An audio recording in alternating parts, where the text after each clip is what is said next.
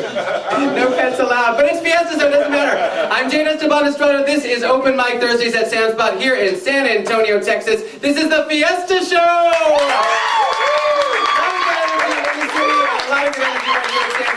We are so excited because I have my very good friend who I originally met on Facebook. So you see how Facebook is a wonderful new phenomenon here in the 21st century. It's so wonderful. This is my new friend. This is Melissa Martinez-Carrasco. She is running for, see if I say this right, City Council Representative for District 8 in the city of San Antonio. Please give it up for her.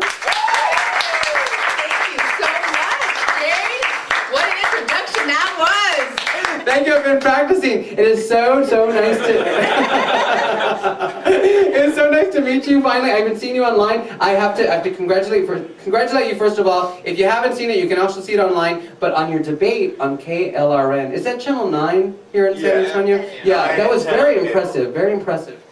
Thank you. It had to be. It was KLRN and it was live. So, you know, no mistakes there.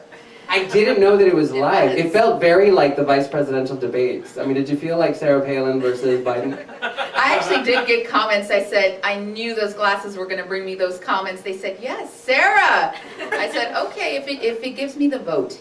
It's like a Latina Sarah Palin, which I totally dig. Now, you are a Republican, hablando de eso. I'm not actually a registered Republican. I pull from both sides. I know what that's all about. I can't say this on the show. But, gosh, I have so many questions to ask. I know I have regular questions to ask you, but just as a person, I'm going to talk to you. What's it like to get up in the morning? I've asked many of your colleagues the same question. To get up in the morning and decide that I want to run for city council and make a difference in this city. What is it like what is that decision? What made you decide to do that? Well, there are a lot of things that actually inspired me and that kind of were running through me, but it really was overnight. I said, okay, it's time. I'm going to go on the ballot. And then I just had to start researching. But as I was starting to do that, you felt the energy and you felt nerves at the same time. And you felt, wow, okay, a lot of preparation, a lot of homework to do. And so it's been a journey this whole time. Well, it's a relationship with the people. Absolutely. And I've been involved with the community ever since I was little. And so I've had close ties and close connections to, this city as a whole. And I still carry that community involvement in my adulthood. So I'm very, very close to the city and I'm passionate, and I think that's why I'm running. Yes. No, I recently did the KTSA show with Jack Riccardi. I don't know if you guys know Jack Riccardi. You should. If you don't, he's a fantastic guy. KTSA is a great, pretty conservative station, but I've done their Gang of Four thing where they get lots of views. And one of the people that I was on the show with was Julian Castro. Speaking of the mayorship and all that, do you plan at any point in your life to run for mayor? That could be on the horizon. I've actually been telling all the constituents, you're not going to, if you actually vote for me, you're not going to get me for just 2 years and then leave. You're going to get me as long as you want me. And so that means serving out the full term. But then who knows after that? My high school yearbook didn't say first Hispanic president, woman president of the United States for nothing. I like that. It's like a prediction of sorts. Now, I understand you love the arts. What is your connection to the arts?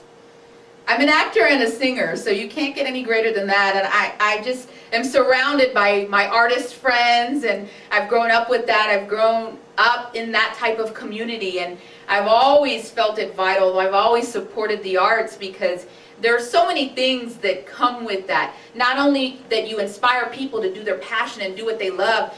Who says you always have to have a 9-to-5 job? Although I do, I still express my art ways and to some extent. I'll never lose what I'm passionate about and what I'm talented. So you're saying if people elect you to be the mayor one day, you'll be singing as the mayor. You'll be our first Hispanic woman singing mayor. Yeah, if we can do a benefit and I sing and we get donations and raise money, why not? You save money on entertainment, yes, you can all go back to the campaign. You can do a both jobs. No, I mean, you can bring it up, so I just feel tempted to put you on the spot. Do you have like a little impromptu campaign-related song that you have that you kind of do? I I do. I have lots of them. Do one of them. That secretly I've been wanting to put on YouTube. You guys ready? You want to hear that? I want to hear it. Y'all can start clapping if you want, just to get her into it. There you go. Yeah. There you go. There you go.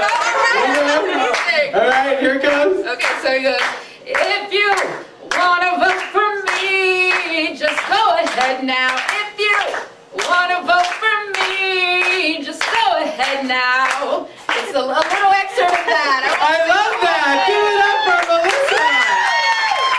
We haven't had that yet, a singing mayor.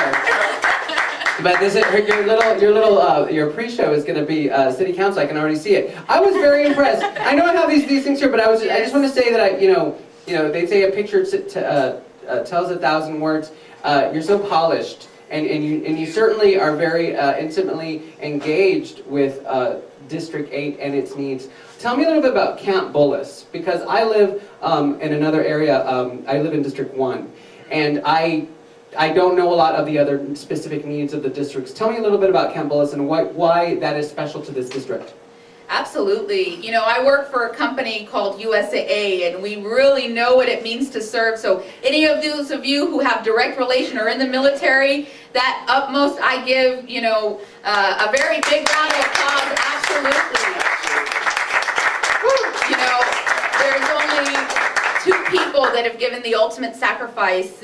Some say it's Jesus, some say God, and the others say the American soldier. And so I think that Camp Bullis is extremely important, but also not only because we need to protect the rights. They were there. How many of you even know of when Camp Bullis was established? A lot of us have just heard it recently, and it's been here for years. And I think that we need to do a better job of not only protecting the surrounding areas of Camp Bullis, but also make sure that we have the residents that live nearby come to a compromise so that they know that Camp Bullis is extremely valuable, and we would never ever want to jeopardize that relationship that the city has and lose all those jobs. And so we also need to do a better job. I would dedicate doing a better job to also visioning out future development to help kind of curbside that, the restriction of that, or the impediment of what they're doing there at Camp Bullis.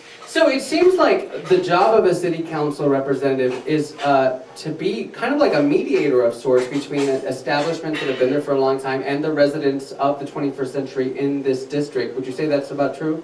I would say that. I don't know if that's happened or that we've seen that on the council, but obviously you need somebody who can communicate and be that liaison, because you need to make sure that you're not only involving the city and the neighborhoods, but the businesses that are around here and the future business as well. If you don't have that, one side will always have some sacrifice. And so you need the right council person who's going to be able to actually speak with all types of lines such as that. Speaking different languages to Absolutely. different demographics. Now, in your debate with KLRN, you, and I'm going to paraphrase, you said something to the effect of you wanted to see someone in City Council representing in District 8 that can build a transparency, I believe is what you said, so that you could bring businesses to the city of San Antonio. Can you elaborate on that? Absolutely. It should never be the city versus the residents. And I think that that's what we've had. It needs to be a collaboration. Everybody needs to work together, but there's several ways that you can make that happen. And I believe that we need to not only have, a front face kind of exposure to say, hey, here's what we're going to do, maybe meet, quarterly, or have some type of forum to where we invite residents, maybe even changing the times of when we meet to make it more accessible for residents. I mean, you just need to have that, and you need to be sensitive to that. And so exploring those options, and I'm not saying, go in there right away and then just totally make decisions, but you need to think through those things. And also, not only transparency, but bringing the technology that we need to communicate via the web. And I think we're lagging. I was told social networks would not help me win. Look who it's gotten me close to. I'm going to make her the mayor just for that statement. And I can do it. Click me as a friend and I'll show you how.